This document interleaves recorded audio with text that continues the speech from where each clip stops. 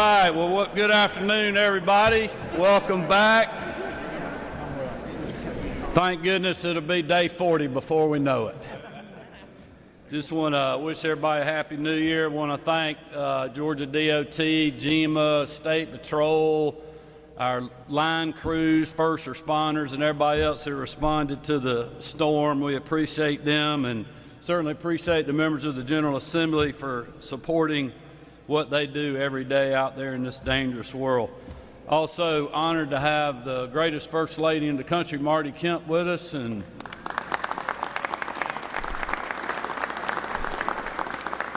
chaperoning and supervising her today is the First Lady of the House, Dale Burns. We appreciate y'all being with us. Appreciate Lieutenant Governor Burt Jones, Speaker of the House John Burns, and especially want to thank Budget Chairman Blake Tillery, Senator Blake Tillery, and Representative Matt Hatchett for being with us today, and certainly all these legislative leaders that are behind us. We appreciate you all's partnership so much. We have together made incredible progress in our classrooms. Since 2019, we have raised public school teacher pay by nearly $10,000. We have restored the promise of the Hope Scholarship. We have provided $230 million to our higher education system to eliminate the special institution fee to help keep college affordable for our scholars. We've invested roughly $20 million to help our paraprofessionals take that next step in their career to become a teacher. We have increased the number of counselors in our schools. And with this year's budget, we have fully funded our schools now for 5 years in a row. All told, we have committed an additional $3.7 billion in ongoing funding just since I took office in K-12 education. That's more than any other governor in any other General Assembly in state history.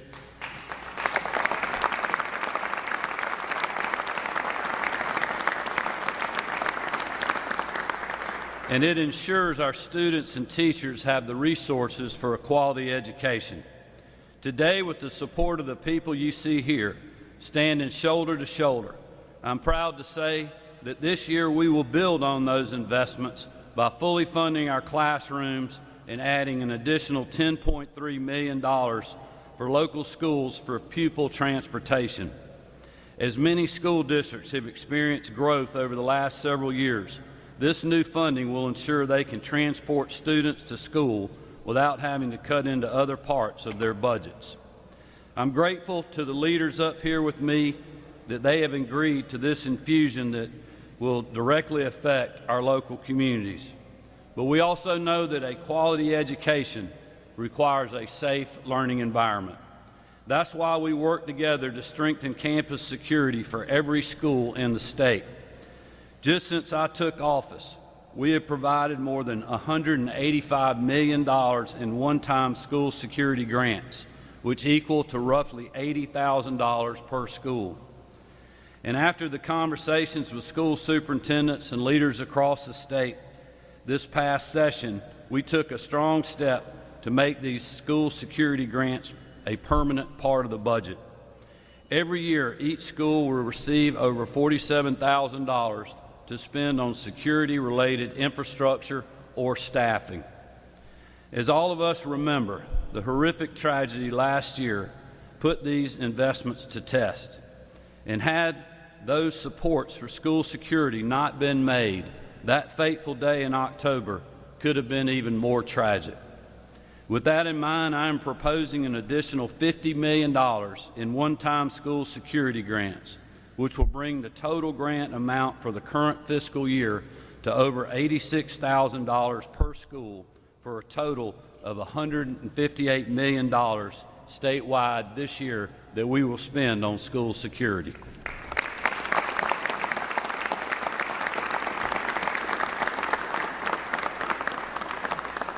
We will also be looking into how we can best improve the student-to-school psychologist ratio and provide funding for crisis counseling training, further building on the progress we've made in prior budgets on this issue.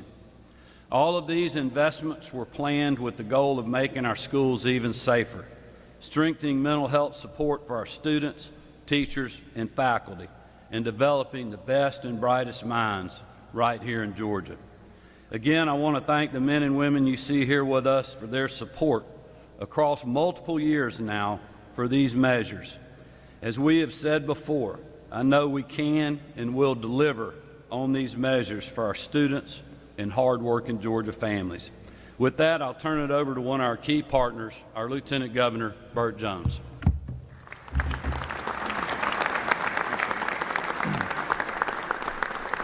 Good afternoon. Thank you, Governor Kemp. Thank you so much. Thank you, First Lady Kemp, for being here today. It's great to be here with the Speaker of the House, Speaker John Burns. You can't say much more than what the governor just said. 2 years ago, we started talking about our school systems being a very vulnerable place for our kids being educated, and where we needed to beef up in security and things of that, and invest more in our school systems. We did that then, and had it not been for the investments that we had made, as the governor said, the tragedy that did hit Appalachia a year ago could have been much, much worse. And we're going to continue. This is going to be an ongoing effort where all three chambers, the executive branch, as long as the House and the Senate, are always going to continue to work on building on what the governor has put forth here in the last year, and what we're going to certify in both the House and the Senate this upcoming year. I want to talk about another measure that we're going to be pushing in the Senate. We did it last year with Alyssa's Law, that is a mandate on school door security measures that we passed out of the Senate last year.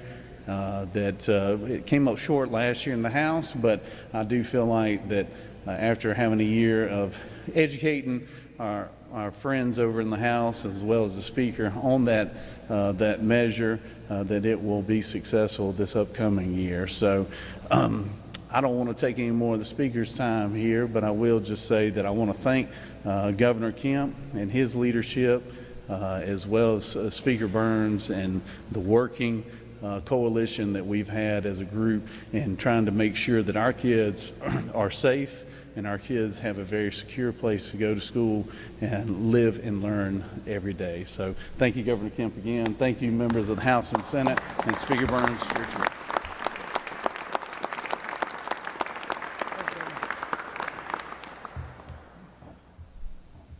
Governor Jones, you're right. I do need some time, because our chaplain of the day this morning in the House said he had about a 2-hour message, but he thought he could get it done in 45 minutes, and he stayed on that plan. So I don't have quite that much, but y'all know what I know. It's always a great day to be a Georgian, and today is as well. You know, it's also great to be back here under this bright and shiny gold dome, Governor. Thanks for sharing that gold with us and making sure it's beautiful again. This 2025 legislative session is with Governor Kemp, Lieutenant Governor Jones, and all of our members in the House and Senate. We're ready to go. We're ready to get to the people's work. That's where we are, and we talked a lot about it. Now we're ready to get to work. We talk a lot in the House about education, where this increasing pre-K funding, early literacy initiatives, teacher pay raises, or school safety. And we're proud of the work we've done to create incredible educational opportunities for Georgia students. We're certainly going to continue building on our successes, as the governor said.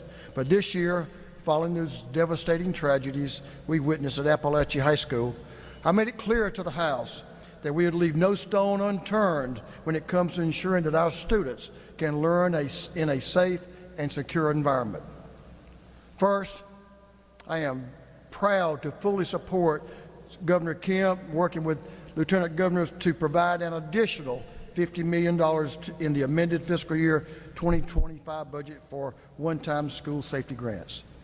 This funding, combined with our prior investments in school safety, will make a significant improvement and a significant investment in every public school in our state for school safety upgrades, improvements, infrastructure, and personnel. Whether a school needs additional security cameras, buildings, safety infrastructure, alert systems, or resource officers, these grants will provide the flexibility and discretion needed to fit the unique needs of every school in every corner of our state. Next, the House is going to continue discussion around school safety cameras and put forth measures to require any revenue generated from school-owned cameras infractions to be designated for school safety. The intended purpose of these cameras is to keep our students safe as they travel to and from school each day. And it just makes good common sense that the revenue generated from their use is designated to just that: keep our children, teachers, and schools safe. Next, we'll take steps to address our students' access to mental health care. We know that mental health care continues to be a growing concern among our young people. That's why I'm proud to join with Governor Kemp in increasing funding to improve our student-to-school psychologist ratio. There's no question, y'all, that the pressures of adolescence are becoming increasingly difficult for our children. And ensuring that they have access to mental health resources and care is critical to their safety and well-being. Finally, we know there was a significant breakdown in communication between school districts, law enforcement agencies, and other agencies leading up to the tragedy at Appalachia High School. The House will take action to require our schools participation in a statewide information sharing and gathering network to assessment model. This model will aim to provide school officials and law enforcement agencies with the information they need to keep our schools, our students safe while maintaining the highest possible of privacy standards for students and families. Our children are our future. They are the future of our state, and our educational system is the foundation of their success. The House looks forward to working alongside my friend, Lieutenant Governor Jones, our colleagues in the Senate, and Governor Kemp to ensure the success of K-12 education here in the great state of Georgia. Thank you. Governor Kemp.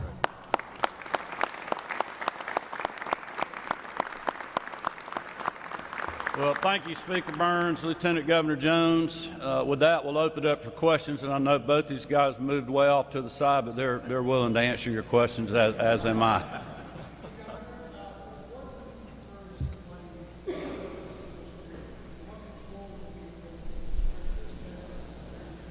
Well, I will just commend the members of the General Assembly. When we did this first, I campaigned on this issue in 2018 with complete local control. We did grants. I believe it was in my first big budget, and the General Assembly went along with that. When we did the second round, we changed up who was, kind of how the money would be distributed, even though it was still going to the local school systems. They had complete local control, because look, they know their schools and their campuses better than we do.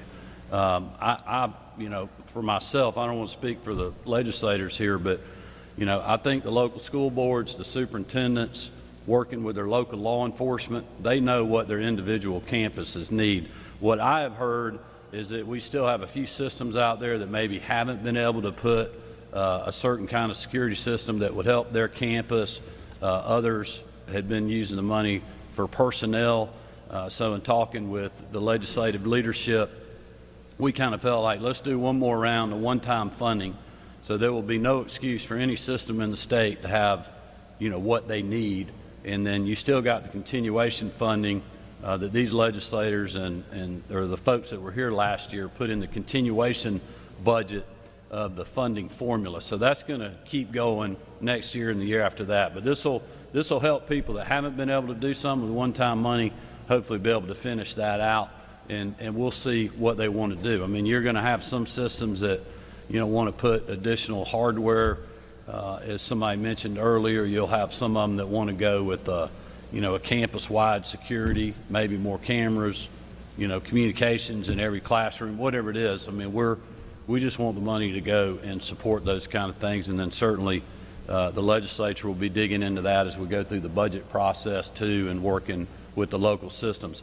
I will say that the system we have in place, everybody early on had to have a security plan for their district before they could get the money, to make sure we knew what they were going to spend that money on. We weren't dictating what they should spend it on. We just want to know that they had a detailed plan to do that, so they're getting a good bang for the buck, and that the taxpayer can rest assured that this is going to keep our kids and our teachers and our school system staff safe. Education groups had asked for more spending on the APEX mental health program, as well as social workers and counselors, in addition to the psychologists and therapists. Is choosing to do only the psychologists, is that a choice about how much money is available? Well, I would just say this from the APEX program, you know, I also campaigned on that, funded that in my first budget. That money's still in there. The problem is finding these professionals is very, very hard. That's something our state's been working on, is to continue to find more of these counselors and other people in our classrooms. So I'm open to all of the above. I mean, look, if you think about what we've done on mental health in this state, the General Assembly last year, in the budgets we propose, we're spending more money now on mental health than we ever have in the history of our state. And we'll continue to do that. I would rest assured with the budgets that I'll be proposing anyway, and I'm sure the legislature is very supportive of that as well.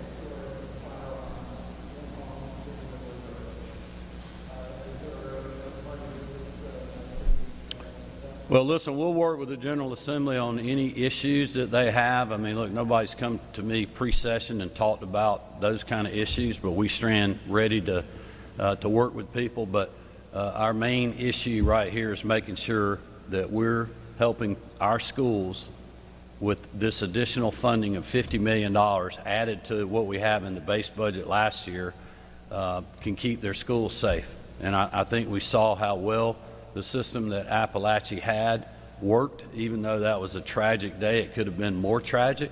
If we had not had that funding for that school system, I dare to think what would have happened. All right, thank you all for being here. Looking forward to a great session.